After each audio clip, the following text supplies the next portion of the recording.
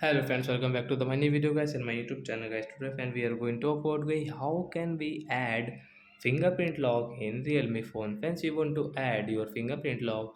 Then how can you add your fingerprint lock? Today I will show you in this video guys. So before starting video friends, first of all go and subscribe the channel, click the bell icon, like the video. So first of all guys, open your phone setting guys to add fingerprint. After on phone setting guys, scroll it. Friends, click on your password and security guys, tap here. Guys, click on your fingerprint lock setting and guys enter your password, which password you have.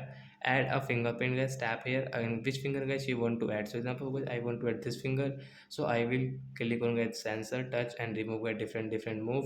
Then guys your fingerprint will add in your Realme phone guys. You can see guys, so you can see it's fingerprint lock will add. So let's tap here friends, you can see we have this two fingerprint lock. So you can see guys, we can unlock our phone with two fingers, this finger and friends you can see this finger. So I hope friends you have understood how to add fingerprint lock. So that's it again, thanks for watching the video, bye guys.